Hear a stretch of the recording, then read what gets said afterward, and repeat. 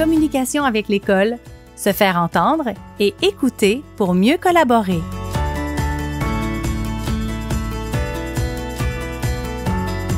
Bonjour, c'est Carlo d'aidersonenfant.com et là, on va parler de quoi faire quand un conflit survient entre le personnel scolaire et les parents avec Christine Paquette, enseignante au secondaire. Salut Christine. Bonjour Carlo. Christine, c'est quoi les signes qui montrent qu'il y a peut-être un conflit en préparation là, entre les parents et le personnel?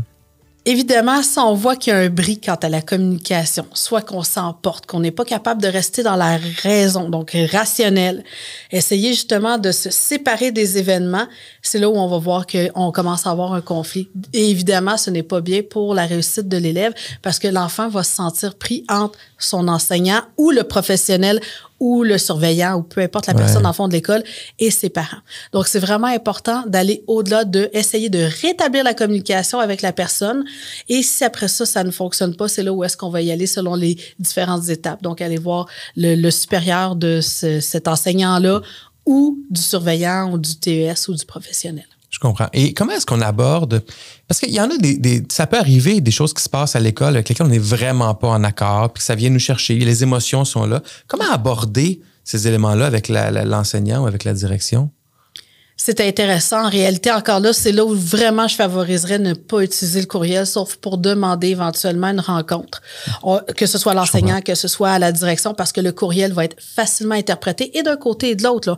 On s'entend, si c'est quelque chose de grave qui arrive à l'école, exemple, si votre enfant s'est fait blesser, vous n'allez pas attendre d'avoir un courriel, mais bel et bien un appel de l'école pour dire, écoutez, bon, il est arrivé telle chose, votre enfant aurait besoin de tel soin, qu'est-ce que vous voulez qu'on fasse? Donc, c'est vraiment important pour tout ce qui est plus délicat, pour tout ce qui peut plus porter à interprétation, on prend le temps de prendre le téléphone et on appelle et on communique, évidemment. Puis, on fait ça. On appelle, on communique, on discute calmement, puis on est encore face à un mur. Donc, c'est à tort ou à raison, hein, sans juger de la situation, mais on a l'impression qu'on n'est pas écouté comme parent. C'est là où, justement, on va demander des rencontres, soit avec la direction immédiate ou avec la direction d'établissement, tout dépendant où on est rendu dans le processus. Et évidemment, je sais que les centres de services scolaires, si je ne me trompe pas, ont tous et toutes un profil d'aide, justement, de défense des droits de l'élève. Mais évidemment, il ne faut pas sauter les étapes. C'est vraiment important parce que si on saute les étapes, il va y avoir un bris quant à la confiance et à la communication. Vraiment, d'abord et avant tout, il faut essayer de rétablir la communication avec l'intervenant ou l'adulte. Parfait. Et qu'est-ce que tu as observé qui était une bonne façon de trouver des solutions conjointes qui fonctionnent quand, justement, il y a des enjeux majeurs de perception? Très intéressant. Souvent, ça va être des rencontres, justement, qui vont se dérouler à l'école avec différents professionnels qui vont œuvrer autour du jeune, les parents, mais au secondaire, entre autres, le jeune. Au primaire aussi, ça peut être hyper important. Souvent, on va se dire, ah non, mais ils ne se sentiront pas concernés ou je ne veux pas lui faire manquer un cours. Mais quand c'est rendu à être conflictuel, c'est important que l'enfant, justement, soit au courant.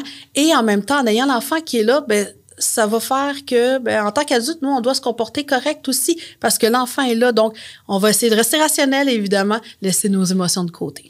Dernière question. Les parents, je l'ai entendu souvent ça, ont peur de communiquer des trucs qui les dérangent, de peur de représailles envers leur enfant. Ils ont comme peur que ce soit mal interprété ou interprété négativement et qu'ensuite leur enfant en subisse les conséquences. Est-ce que c'est une peur réelle que les parents devraient avoir?